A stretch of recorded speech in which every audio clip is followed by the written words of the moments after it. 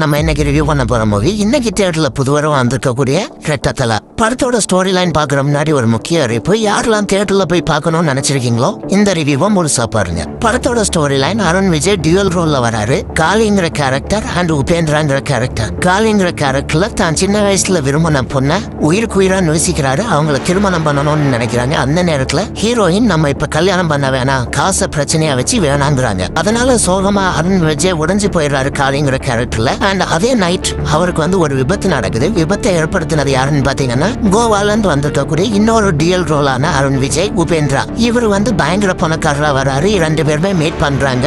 So அவங்களுக்குள்ள life story exchange பண்றாங்க. And உபேந்திராங்கிற அந்த பணக்கார கேரக்டர் காளிங்கிற கேரக்டர் ஒரு ஐடியா கொடுக்குது. என்னோட ஐடென்டிட்டி யூஸ் பண்ணிக்க, என்னோட வசதியை யூஸ் பண்ணி உன்னோட கேர்ள் ஃப்ரெண்டை இம்ப்ரெஸ் பண்ணு அப்படிங்கிற மாதிரி ஒரு ஐடியாவை கொடுக்குறாங்க.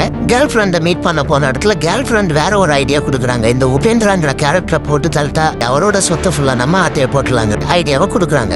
அதுபடி காளிங்கிற கேரக்டர் உபேந்திராவை போட்டு தள்ளிடுறாங்க. இதுக்கப்புறம் இந்த படத்துல நடக்கக்கூடிய ட்விஸ்ட் அண்ட் நமக்கு ஏற்படுற அதிர்ச்சி தான் படத்தோட இந்த ஸ்டோரி லைன். ஒரு பர்ஃபெக்ட் கிரைம் டிராமாங்கிற மாதிரியான ஒரு ஸ்டோரி லைன் தான். ஆனா இவங்க மேக்கிங்ல என்னென்னமோ நினைச்சு என்னென்னமோ மாதிரி பண்ணி வச்சிருக்காங்கன்னு சொல்லணும். 1 hour 50 minutes ஓடக்கூடிய இந்த படம் 10 ட்ரெய்லர் கட்டுக்கு ஒரு பொருத்தமான படம் தான் சொல்லுவேன். ஒரு லாஜிக் இல்ல, எங்கெங்கயோ ஜம்ப் ஆகுது, சென்னையில நடக்குது, பாண்டிச்சேரியில நடக்குது, கோவால போறாங்க, அப்புறம் கண்டென்ட்டும் இல்ல.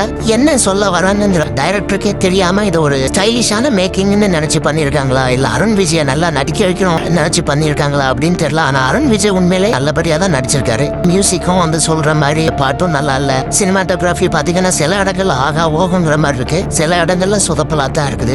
ஏதோ ட்ரை பண்ணி ஏதோ மாதிரி தான் முடிச்சிருக்காங்கன்னு தான் சொல்லணும். முக்கியமா நான் பார்த்த ஷோல பாத்தீங்கன்னா படம் முடிஞ்ச பிறகு ஆடியன்ஸ் எல்லாருமே கை தட்டினாங்க அண்ட் கூடவே சிரிச்சாங்க. ஸோ உங்களுக்கு புரிஞ்சிருக்கும். தியேட்டர்ல யாரெல்லாம் பார்க்கணும்னு நினைச்சிருக்கீங்களோ நீங்க பார்த்தாலோ இல்ல ஓடிடில பார்த்தாலோ இந்த படத்துல உங்களுக்கு என்ன புரிஞ்சுது, என்ன சொல்ல வராங்கிறத தெரிஞ்சா கமெண்ட்ல கமெண்ட் பண்ணுங்க. ஸோ இதை தியேட்டர்ல பாக்குறதா ஓடிடில பாக்குறதா இல்ல பார்க்க வேணாங்கிற முடிவு எடுக்கிறது அப் டு யுவர் கால்.